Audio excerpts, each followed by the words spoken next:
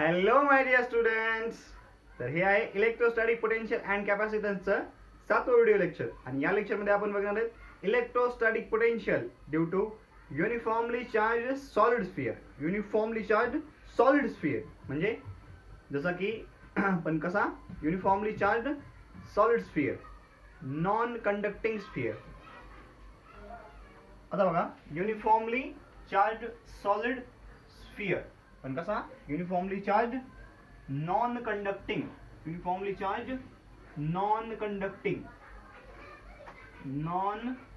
Conducting solid sphere. याच्या अगोदर आपण 3 केसेस बघितलेले आहेत. 3 केसेस कोणत्या कोणत्या? एक बघितली होती hollow sphere, conducting, non conducting आणि सॉलिड कंडक्टिंग स्फिअर. तिन्हीसाठी एकच केस होती ज्याच्यामध्ये चार्ज काय होत होता, स्फिअरच्या सरफेस वरती येत होता. आणि ही एक अशी केस आहे ज्याच्यामध्ये चार्ज कुठं असतो, स्फिअरच्या पूर्ण व्हॉल्यूम मध्ये, सेंटर पासून सरफेस पर्यंत सगळीकडे पसरलेला असतो. ठीक आहे, ओके. चला तुम्हाला आज बघायचंय electrostatic potential due to uniformly charge non conducting solid sphere. यासाठी आपल्याला इलेक्ट्रिक फील्ड माहित असणं गरजेचं आहे. तर इलेक्ट्रिक फील्ड साठी अगोदरचं लेक्चर बघा, 6वं लेक्चर, त्याच्यामध्ये आपण इलेक्ट्रिक फील्ड डिस्कस केलेली आहे. बरोबर आहे, ओके. चला स्टार्ट करू.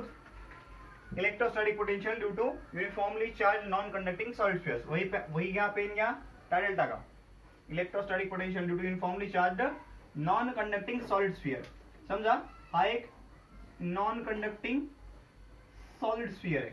नॉन कंडक्टिंग सॉलिड स्फिअर आहे. आता या स्फिअर मध्ये, या स्फिअरची डिस्टन्स समजा कॅपिटल आर. याच्यावर चार्ज आहे क्यू, डेन्सिटी आहे रो, व्हॉल्यूम चार्ज डेन्सिटी आहे रो, आणि हा समजा चार्ज सगळीकडे डिस्ट्रीब्यूट झालेला आहे. आता इथं आपण पॉझिटिव्ह चार्ज दाखवत आहोत.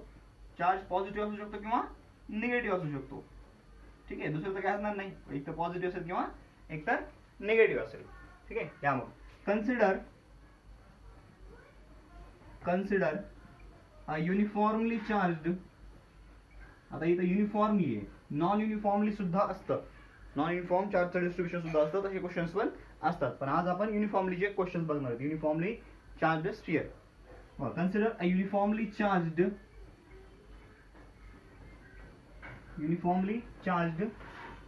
Non conducting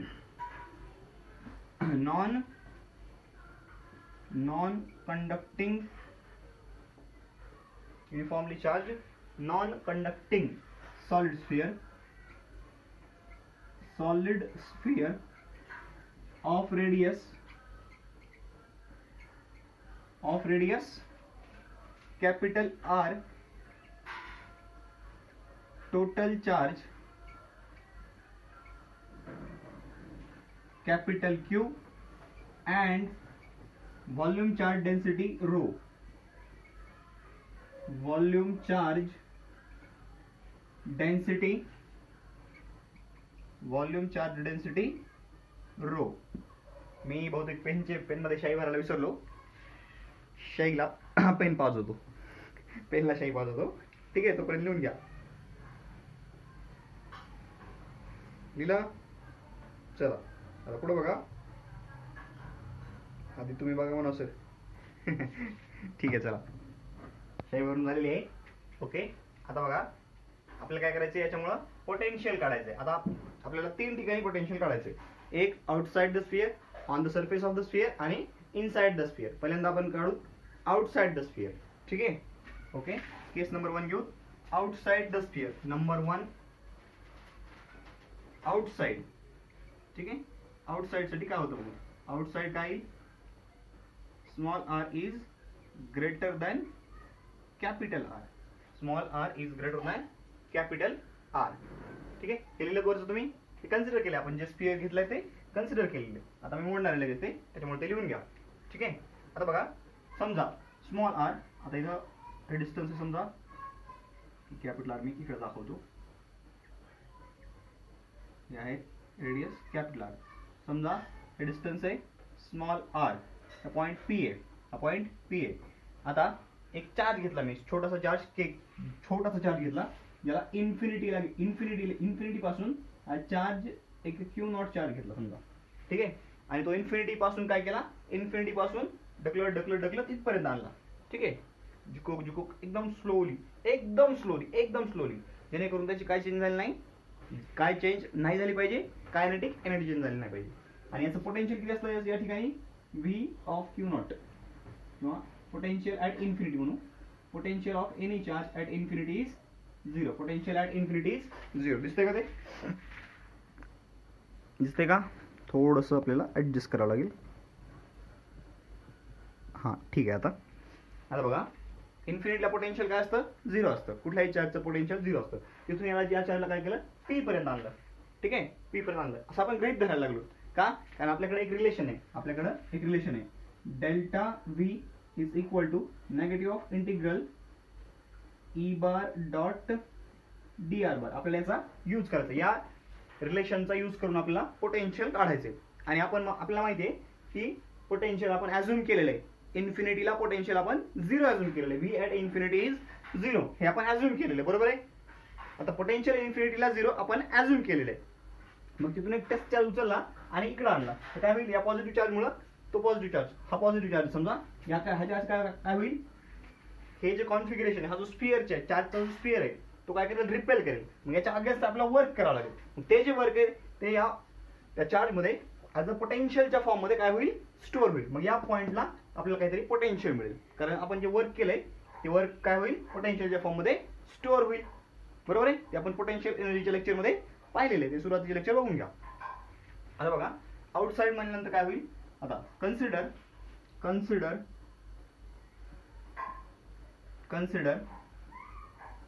a test charge, unit positive test charge म्हणून आपण, a unit positive test charge is brought from infinity to point P. Infinity पासून कुठं आणला, पॉईंट पी ला आणला. आता ज्यावेळेस आपण इन्फिनिटी पासून पॉईंट पी ला आणतो त्यावेळेस काय होईल, पोटेन्शियल चेंज होईल, बरोबर आहे. पोटेन्शियल चेंज होईल, इन्फिनिटीचं पोटेन्शियल वेगळं असतं, पॉईंट पीचं पोटेन्शियल वेगळं असेल. मग काय होईल, hence by using delta V is equal to minus E bar dot D R bar, हे आपण यूज करू. आता यूज केल्यानंतर काय येईल बघा, hence VP, final point VP आहे, initial point V infinity is equal to negative of integral E bar dot D R bar. ठीक आहे. आता बघा, इन्फिनिटीचं पोटेन्शियल किती असतं, zero. Hence VP minus zero is equal to, आपण मुद्दाम इन्फिनिटी घेतलंय कारण आपल्याला या पॉईंटचं पोटेन्शियल काढायचंय, एका पॉईंट या स्फिअरमुळे या पॉईंटला पोटेन्शियल काढायचंय आपल्याला. फिजिक्समध्ये पोटेन्शियल तर डिफाईन नाहीये. फिजिक्समध्ये काय डिफाईन्ड आहे, potential difference is defined. Potential difference defined आहे, पोटेन्शियल डिफाईन्ड नाहीये. मग त्यासाठी काय केलंय फिजिसिस्टनं, एक चालूपणा केलाय. काय चालूपणा केलाय, चालूपणा असा केला की इन्फिनिटीला म्हणजे खूप दूरवरती, या चार्ज डिस्ट्रीब्युशन पासून खूप दूरवरती, प्रॅक्टिकली इन्फायनाइट म्हणजे काही मीटरचं अंतर असेल, काही मीटरचं अंतर, त्याला चार्जच्या भाषेमध्ये इन्फायनाइट अंतर बोलतात. ठीक आहे.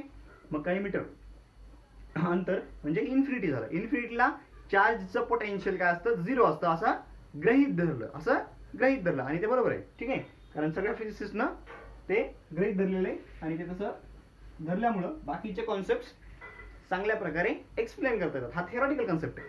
हा काय थिअरॉटिकल कन्सेप्ट आहे. एक मनाने सांगितलेली एक स्टोरी आहे. ठीक आहे, स्टोरी समजून घ्या. आता बघा, व्ही ॲट इन्फिनिटी किती आहे, झिरो आहे. आता बघा इथं E bar dot D R bar, आता हा डॉट प्रोडक्ट आहे. आता या चार्जमुळे इथं काहीतरी इलेक्ट्रिक फील्ड असेल, बरोबर आहे. इथं काहीतरी इलेक्ट्रिक फील्ड असेल. आता मी रब करतो, इथं काहीतरी काय असेल, इलेक्ट्रिक फील्ड असेल. आता या स्फेरिकल चार्ज डिस्ट्रीब्युशनमुळे किंवा या स्फिअरमुळं जी इलेक्ट्रिक फील्ड आहे ती कशी मानू आपण, ती आपण मानू ही रेडियली आउटवर्ड आहे. ठीक आहे. स्फिअरची इलेक्ट्रिक फील्ड असते ती पॉझिटिव्ह आहे आणि आउटवर्ड आहे. ठीक आहे, ही कशी आहे, आउटवर्ड आहे.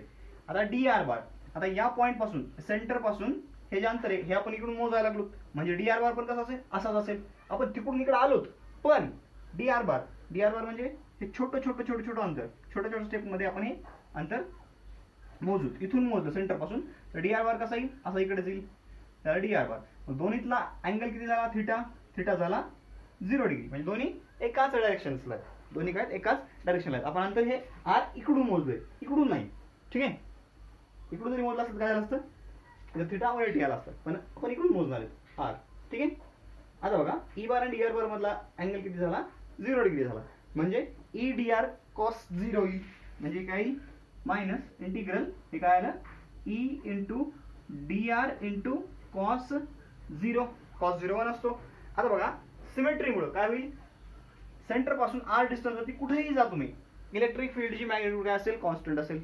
इलेक्ट्रिक फील्डची मॅग्निट्यूड काय असेल, कॉन्स्टंट. कारण स्फिअर आहे, स्फिअर पासून बाजूला जर फिरलात तुम्ही तर अजून एक स्फिअरच भेटेल, एक गॉशियन सरफेस भेटेल, बरोबर आहे. मग काय होईल, स्फिअर पासून वर आर डिस्टन्सवर, म्हणजे सेंटर पासून वर आर डिस्टन्सवर घेतला पॉईंट, आउटसाइड स्फिअर बघा, आउटसाइड स्फिअर, स्फिअरच्या बाहेर आर डिस्टन्सवरती पॉईंट घेतला काय, स्फिअरच्या खाली आर डिस्टन्स घेतला काय, राईटला लेफ्टला कुठेही घ्या पॉईंट, काय होईल, त्या पॉईंटला इलेक्ट्रिक फील्डची डायरेक्शन सेम असेल, सॉरी मॅग्निट्यूड सेम असेल, डायरेक्शन डिफरंट असेल. आपण इथे मॅग्निट्यूड बघतो, मग ई, इथं काय ई ची मॅग्निट्यूड आहे, मग ई कॉन्स्टंट आहे, मग constant take it outside the integral sign. म्हणजे काय होईल, हेन्स व्ही ॲट पी, बघा आता काय मिळालं आपल्याला, व्हीपी मायनस 0, म्हणजे आपल्याला पी या पॉईंटचं पोटेन्शियल मिळालं, ॲब्सल्यूट पोटेन्शियल मिळालं. ठीक आहे, त्याच्यामुळे या स्फिअरमुळे, या चार्जड नॉन कंडक्टिंग सॉलिड स्फिअरमुळे, uniformly charged non conducting solid स्फिअरमुळे आर या पॉईंटचं पोटेन्शियल आपण, सॉरी आर डिस्टन्सवरती, सेंटर पासून आर डिस्टन्सवरती पोटेन्शियल आपण काढायला लागलो. मग व्हीपी इज इक्वल टू काय होईल, minus E into D R, minus E into sorry just a minute. E काय होईल, ई ची आपल्याला व्हॅल्यू टाकावं लागेल, एक मिनिट, आय एम सॉरी. ई ची काय, ई कॉन्स्टंट असेल, आर डिस्टन्स वरती कॉन्स्टंट असेल, पण आर डिस्टन्स आपण इथं पण घेऊ शकतो, इथं पण घेऊ शकतो, इथं पण घेऊ शकतो. आर डिस्टन्स नुसार काय होईल, इलेक्ट्रिक फील्ड चेंज होईल. मग आता आपण बघितलं होतं electric field outside the solid sphere किती असते, k Q by r square, बरोबर आहे, k Q by r square. मग हे बघा हे काय येईल, k Q by r square into D r, बाहेर घ्यायची गरज नाही, सॉरी. ठीक आहे, काय इलेक्ट्रिक फील्डची मॅग्निट्यूड काय असते, k Q by r square. ठीक आहे, आपण बघितलंय गेल्या लेक्चरमध्ये बघितलं आपण की solid non conducting uniformly charge non conducting solid स्फिअरच्या आउटसाइड इलेक्ट्रिक फील्ड किती असते, इलेक्ट्रिक फील्ड बघा हे सांगितलं होतं ना, electric field outside is equal to K Q by r square. Electric field on surface is equal to किती असते, k Q by capital R square. आणि इलेक्ट्रिक फील्ड इनसाइड कशी असते, inside is equal to K Q R upon capital R cube, बरोबर आहे. हे बघितलं आपण, हे रिलेशन्स आपल्याला इम्पॉर्टंट, हे रिलेशन लागणार होते, म्हणून यासाठी आपण एक सेपरेट लेक्चर घेतलं आणि या त्या लेक्चरमध्ये आपण हे तिन्ही व्हॅल्यू डिराईव्ह केल्या. Electric field outside the solid सगळे uniformly charge solid non conducting solid sphere साठी. ठीक आहे, electric field outside the sphere k Q by r square, electric field on the surface of sphere k Q by capital R square, electric field inside is k Q R upon capital R cube. ठीक आहे, मग आपण electric फील्डची ही value इथं substitute केली. आता बघा के कॉन्स्टंट आहे, क्यू कॉन्स्टंट आहे, बाहेर घ्या, म्हणजे काय होईल, hence V at P is equal to minus k into q into integral 1 by r square d r. 1 by r square d आरचं इंटिग्रल काढलं, 1 बाय आर स्क्वेअर डी आरचं इंटिग्रल. 1 बाय आर स्क्वेअरचं इंटिग्रल किती असतं, minus 1 by R, बरोबर आहे. 1 bye आरचं integral काय असतं, minus 1 by R, minus 1 by R कुठून कुठपर्यंत.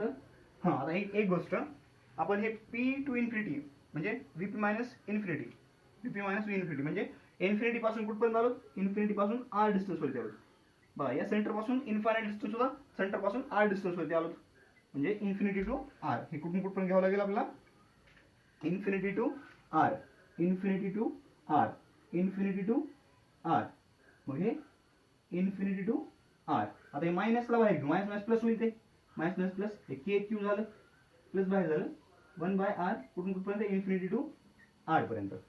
आता बघा हे वरचं मोड तुम्ही हे फॉर्म्युले साईडला लिहून घ्या, लागणार आपल्याला इम्पॉर्टंट, साईडला लिहून घ्या, लिहिला, ओके. आता बघा पुढे याला सॉल्व्ह करू आपण. सॉल्व्ह केल्यानंतर काय होईल, फायनल मायनस इनिशियल सॉल्व्ह करा.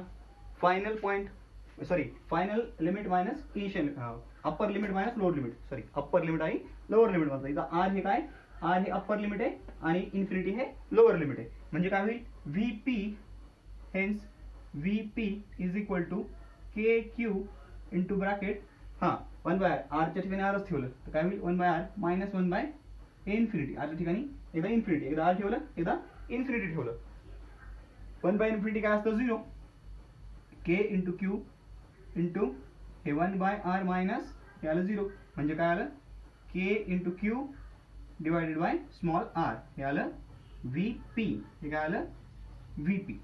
ठीक आहे, हे आलं VP. VP is equal to KQ by R. म्हणजेच VP लिहायच्याऐवजी मी काय लिहितो, V outside the sphere, V outside the sphere, थोडं मोठं लिहू, V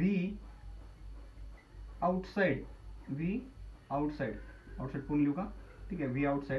V outside is equal to KQ by R. हे इम्पॉर्टंट रिलेशन आहे, याच्यावरून आपल्याला काय लक्षात आहे, V आउटसाइड द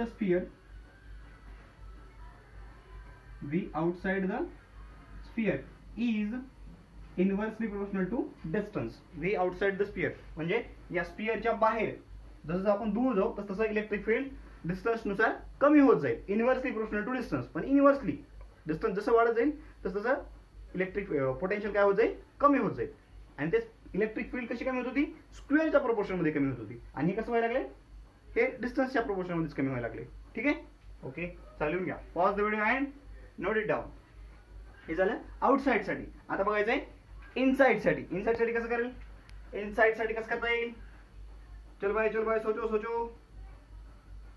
इनसाइड साठी काय असेल, R लेस दॅन कॅपिटल R असेल. मग आता इथं काय करायचं, इनसाइडच्या अगोदर काय करू, इनसाइडच्या अगोदर सरफेसवर येऊ. ठीक आहे, ॲट सरफेस म्हणजे काय असेल, small r is equal to capital R. हे सगळं मोडून काढतो मी आधी, लिहून घ्या. लिहिलं का सर, असले डेरिवेशन जेवढी किचकट, डोकं उठलं. मग आता लय राग यायला लागलाय, मग मोबाईल फेकून मारू का, नको रे बाबा, मोबाईल फेकून मारू नका. तसं काय नाही, माझं काही नाही जाणार, तुमचंच जाईल. पण मोबाईल कुठं फेकून मारणार, भिंतीवर फोडावं लागेल की नाही, भिताळावर, गावाकडची भाषा भिताळावर फोडावं लागेल. भिताळावर फोडला की तुमच्या डोक्यात घरचे लाकडच फोडतात. चल, मोबाईल तुम्ही कसे फोडताल, आजकाल जेवण दिलं तर जेवणाचं ताट फेकून देताल, पण मोबाईल फेकून देणार नाहीत तुम्ही, असले. माहिती आहे मला सगळं. चला, at surface small r is equal to capital R. सरफेसला काय होईल, small r is equal to capital R. म्हणजे V ऍट सरफेस काही बघा, या फॉर्म्युलामध्ये स्मॉल r ठिकाणी कॅपिटल R ठेवा. KQ by capital R. आता त्याच्यामध्ये सगळंच कॉन्स्टंट आलं बघा बरं. K constant, Q constant, R constant. म्हणजे हे काय असतंय, हे असतं constant. Potential at the surface of sphere is constant. Potential change होत नाही, पोटेन्शियल सरफेसला कॉन्स्टंट असतं. काय असतं, कॉन्स्टंट असतं. समजलं इथपर्यंत, ओके. आता बघू थर्ड केस. थर्ड केसमध्ये काय, potential inside the sphere. Inside साठी काय होईल, इनसाइड साठी small r is less than capital R. आता या केसमध्ये काय करू आपण, इथं आलो आता. ठीक आहे, इथं पोटेन्शियल किती असतं, सरफेसला पोटेन्शियल काय असतं, कॉन्स्टंट असतं. ठीक आहे, इथं पोटेन्शियल कॉन्स्टंट आहे, हे VP आहे. आता आपल्याला काय करायचंय, मध्ये जायचंय, VS म्हणजे सरफेसचं पोटेन्शियल म्हणून आपल्याला इथं जायचं, मध्ये R इथं जायचंय. ठीक आहे, हे झालं डिस्टन्स R. हे पॉईंट, हे V या पॉईंटचं, P या पॉईंट, हा पॉईंट आहे P, समजा P या पॉईंटचं पोटेन्शियल आहे VP. आपल्याला VP काढायचंय. ठीक आहे, आता काय काढायचंय, VP. मग काय करू, आता बघा होतंय काय, जसं आपण इन्फिनिटी पासून सरफेस पर्यंत येतो त्यावेळेस पोटेन्शियल इन्क्रीज करत जातं. पोटेन्शियल इथं पोटेन्शियल काय असतं, इथं पोटेन्शियल वाढतं. ठीक आहे, इथं पोटेन्शियल काय होतं, म्हणजे वाढत गेलं आणि इथं KQ बाय R आलेलं आहे. ठीक आहे, मग जसं दूर जात तसं R वाढत जातं. इकडे आले की R कमी होत जातं, बरोबर आहे. R कमी होत जातं, R आता अजून कमी व्हायला लागले. आणि त्यावेळेस काय होतं बघू, R आता अजून कमी व्हायला लागले, त्यावेळेस काय होतं बघू. आता स्मॉल r झाले, स्मॉल आर काय झाले कॅपिटल आर, म्हणजे या स्फिअरच्या रेडियस पेक्षा कमी आलं. त्यावेळेस काय करावं लागतं, इथं सरफेसला काय होतं, सरफेसला एक ब्रेकिंग पॉईंट येतो. सरफेसला काय होतो, एक ब्रेकिंग पॉईंट. कसा बघा, इलेक्ट्रिक फील्डच्या बाबतीत बघित होतो आपण, तिकडून जसं आपण मध्ये येऊ स्फिअर पर्यंत, दुरून जवळ येऊ तसं तसं काय होतं, इलेक्ट्रिक फील्ड वाढत जाते. सरफेसला काय होते, मॅक्सिमम होते. आणि त्याच्यानंतर मध्ये काय होते, अब्रप्टली इथं मध्ये काय होते, इलेक्ट्रिक फील्ड लिनियरली प्रोपोर्शनल होते. इलेक्ट्रिक फील्डचा ग्राफ लक्षात आहे ना, काय असा काढला होता बघा, इकडे ई होतं, इकडे आर होतं, आणि हे ग्राफ असा होता, असा आठवत आहे. हे इथं कॅपिटल आर, इथून इलेक्ट्रिक फील्ड कमी कमी होत होते सेंटरकडे जाताना. म्हणजे इथून फंक्शन काय डिस्कंटिन्युअस आहे, या पॉईंटला फंक्शन डिस्कंटिन्युअस आहे. म्हणून आपण काय करतो, इथून आता पॉईंटला, आता या केसमध्ये काय करू, चार्जला सरफेस पासून पी पर्यंत आणू. इन्फिनिटी पासून पी पर्यंत नाही जाणार होता, कारण मध्ये इथं फंक्शन डिस्कंटिन्युअस आहे. बघा ना, इकडं ग्राफ वेगळा आहे, इकडं ग्राफ वेगळा आहे. हा स्ट्रेट लाईन आहे ग्राफ, इथला हा ग्राफ स्ट्रेट लाईन आहे, आणि हा डिक्रीजिंग ग्राफ आहे. ठीक आहे, ओके. चला, माझ्याकडे जेवढ्या जसं मला सांगता येत होतं तसं मी सांगितलंय, कारण हा थोडासा मॅथमॅटिक्सचा पार्ट येतो, तर आपल्याला ठीक आहे. डिस्कंटिन्युअस आहे म्हणजे ग्राफ चेंज व्हायला लागला थोडक्यात. ठीक आहे, ओके. चला बघा, consider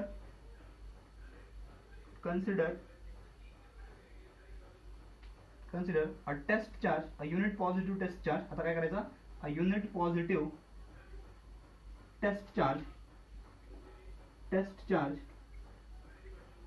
is brought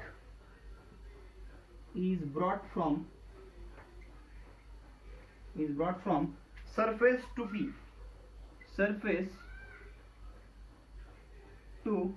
point P. Point P कुठे इनसाइड आहे, या पॉइंटला. hence by using तेच रिलेशन यूज करायचं आपल्याला, by using delta V is equal to negative of integral E bar dot D R bar. हे रिलेशन यूज करायचं. हे रिलेशन यूज करून आपल्याला इथला व्हीपी काढायचा आहे. आता कसं काढणार बघा, हे आउटसाइड लिहून घ्या. आउटसाइडचं पोटेन्शियल किती आहे, के क्यू बाय आर.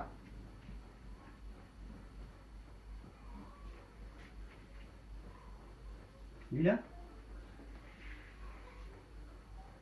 चालतं मोडलं मी हे. तुम्ही लिहिलं नसलं तर पॉज करा, मागे घ्या आणि पॉज करून लिहून घ्या. ठीक आहे, ओके. चला, delta V, hence V P minus V S is equal to negative of आता इलेक्ट्रिक फील्डची व्हॅल्यू. आता इलेक्ट्रिक फील्ड कुठे आहे, इनसाइड आहे. बघा, इलेक्ट्रिक फील्ड इनसाइड काय होती, इनसाइड इलेक्ट्रिक फील्ड इनसाइड काय होती, आताच सांगितलं होतं, k into q into r upon capital R cube. ही इलेक्ट्रिक फील्ड होती. और त्याच्या अगोदर आपल्याला डॉट प्रोडक्ट घ्यावं लागेल ना. डॉट प्रोडक्ट घेऊ, EDS cos theta, EDR cos theta,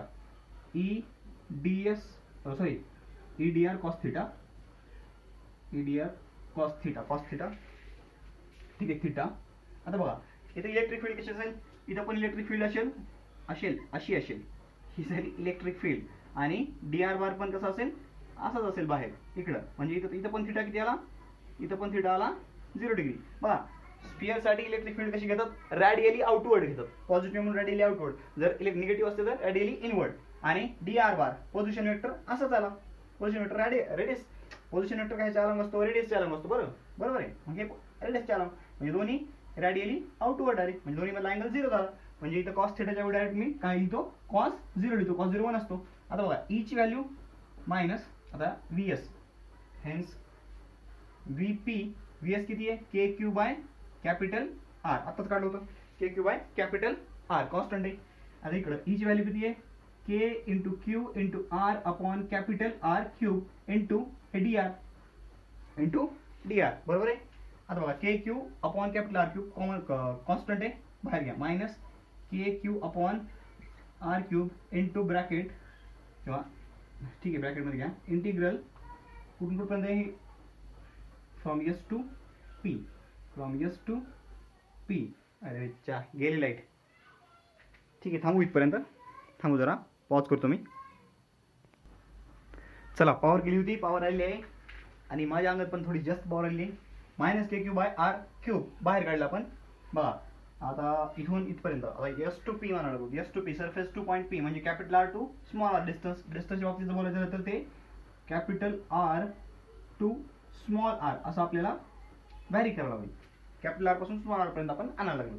आता बघा इथं काय होईल, हे आर डी आरचं इंटिग्रेशन घ्यावं लागेल कुठून कुठपर्यंत, from capital r to small r. ते किती येईल, ते येईल हे इकडे लिहून घ्या left side, V P minus K Q by capital r which is equal to हे मायनस के क्यू अपॉन आर क्यूब. ठीक आहे, हे आरचं integral r square by two कुठून कुठपर्यंत, capital r to small r. याला जर सॉल्व केलं पुढं तर काय येईल, हे V P minus K Q by capital r is equal to हे minus K Q by R cube कुठून कुठपर्यंत आलं हे आता r square by two minus capital R square by two असं येते. बरोबर आहे, बरोबर आहे. चला हे खालचं मोडतो, लिहून घ्या खालचं मोडायचं मला. लिहिला, ओके.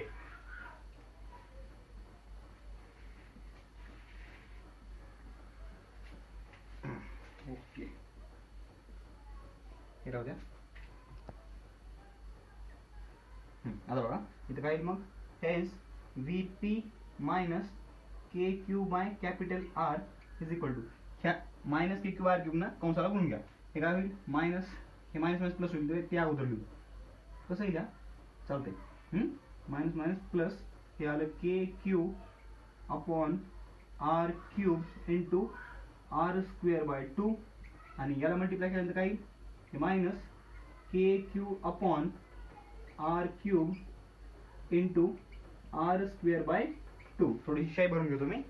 चला लिहून घ्या तोपर्यंत, पटपट पटपट लिहून घ्या.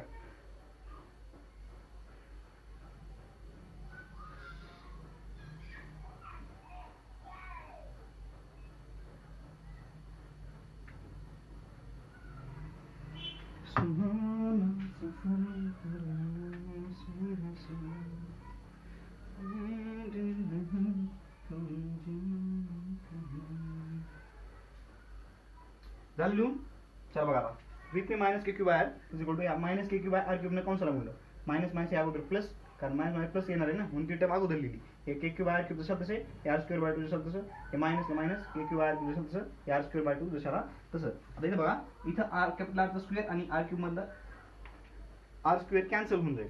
म्हणजे शिल्लक काय राहील, म्हणजे शिल्लक राहील हे इकडं व्ही पी, हे के क्यू बाय आर तिकडे घेऊ, के क्यू बाय आर हे प्लस के क्यू अपॉन हे टू आर, के क्यू अपॉन हे टू आर आणि हे minus K Q upon R cube into R square by to.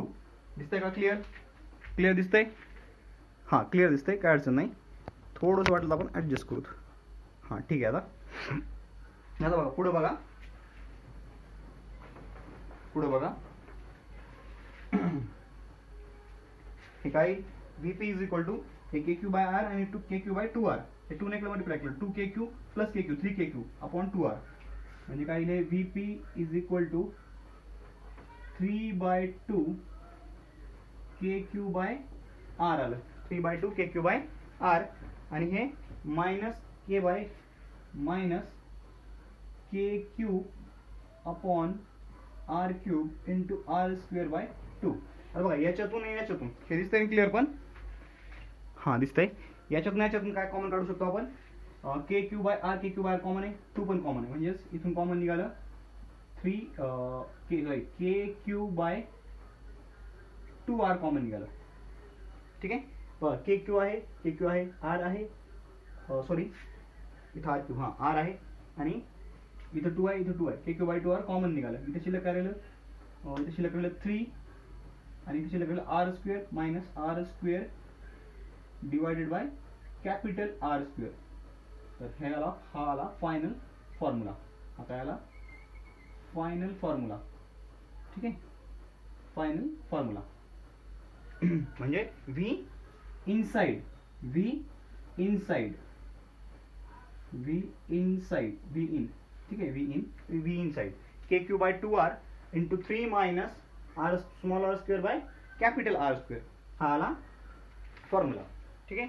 तर बघा सरफेसला किती असतं potential KQ by capital R, inside outside किती असतं, outside V outside is equal to किती असतं KQ upon small r, KQ upon small r. सरफेसला किती असतं KQ upon capital R constant, आणि इनसाइड किती असतं KQ upon 2R into 3 minus R small r square by capital R square. ठीक आहे. आता समजा ॲट सेंटरला काय होतं, सेंटरला R 0 होतं, बरोबर आहे, सेंटरला R 0 होतं. मग इथं जर 0 टाकलं तर 0 अपॉन कॅपिटल R स्क्वेअर 0 होईल बघा. Hence V at centre is equal to काय होईल, हे KQ बाय कॅप, हे 2R जशाल तसे, मध्ये काय राहील हे 3 आणि मायनस 0 होऊन जाईल, म्हणजे 3 येईल ते, म्हणजे काय आलं ते 3/2 KQ by R, KQ by R. आता KQ बाय R कुठे बघा, V सरफेस काय KQ बाय R आहे, सरफेसला पोटेन्शियल KQ बाय R असतं, म्हणजेच काय होईल VC potential at surface is equal to 3/2 times potential at surface, 3/2 times potential at surface. ठीक आहे. म्हणजे सेंटरचं जे पोटेन्शियल आहे ते स्फिअरच्या पोटेन्शियल पेक्षा कसं असतं, जास्त असतं. स्फिअरच्या पोटेन्शियल पेक्षा कसं असतं, जास्त असतं. ठीक आहे. सेंटरचं पोटेन्शियल म्हणजे 1.5 पट असतं स्फिअरच्या सरफेसच्या पोटेन्शियल पेक्षा सेंटरचं पोटेन्शियल हे जास्त असतं, कारण याच्यामध्ये काय चार्ज पूर्ण व्हॉल्यूम मध्ये चार्ज डिस्ट्रीब्यूट झालेला आहे, त्याच्यामुळे सेंटरला पोटेन्शियल जास्त असतं. ठीक आहे. चला इथपर्यंत घेऊन घ्या. आता फक्त शिल्लक राहिलाय ग्राफ. चला pause the video and note it down. आता ग्राफ काढायचा आहे. ठीक आहे. मोडू, चल बाय, जल्दी लिखो. झालं. आता बघायचं आहे graph of V versus R, graph of V versus R important आहे बघा, ग्राफ इम्पॉर्टंट आहे. डायरेक्ट ग्राफ वरून एक्झाम मध्ये क्वेश्चन्स येतात. ठीक आहे. आणि ग्राफ जर लक्षात असेल तर तुम्हाला क्वेश्चन सोडवायला पण इझी जातं, एकदम इझिली तुम्ही क्वेश्चन हँडल करू शकता. आणि समजलं नसेल तर रिपीट करून बघा, हे जे कॅल्क्युलेशन्स आहेत हे समजले नसतील तर रिपीट करून बघा, काही नाही. मी फक्त इंटिग्रेशन घेतलेलं आहे, जास्त काही अवघड याच्यात केलेलं नाहीये. जर वाटलंच अवघड तर रिवाइंड करा, काय आपलाच मोबाईल आहे, आपलंच नेट आहे, काही अडचण नाही. चला बघा ग्राफ ऑफ, टायटल टाका graph of V versus R, graph of V versus R. आता बघा graph of V versus R, इकडे घेऊ V, इकडे घेऊ R, हे आलं V, हे आलं R. इथे काय करू,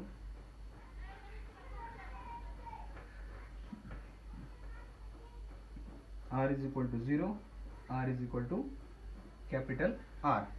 आता बघा ज्यावेळेस R इज इक्वल टू 0 असतं त्यावेळेस काय असतं, पोटेन्शियल 3/2 असतं. 3/2 म्हणजे हे 3/2 KQ बाय R, आणि सरफेसला किती असतं KQ बाय R. म्हणजे समजा हे इथं आहे आणि सरफेसचं पोटेन्शियल हे R असताना इथं आहे, म्हणजे हे असं डिक्रीज होत जाणार, इथून काय होणार, असं डिक्रीज होत जाणार. आता डिक्रीज होत गेलं. आता इथून पुढे काय होतं, आता इथून पुढे बघा आउटसाइड, आता R greater than small r greater than capital R, म्हणजे आउटसाइड. आता हे कशासाठी होतं, हे होतं इनसाइड साठी काय स्टोरी आहे, इनसाइड साठी स्टोरी अशी आहे की हे बघा इथं स्मॉल r ज्या वेळेस काय व्हायला लागले, स्मॉल r ज्या वेळेस वाढायला कमी व्हायला लागले त्यावेळेस पोटेन्शियल वाढायला लागले. ठीक आहे.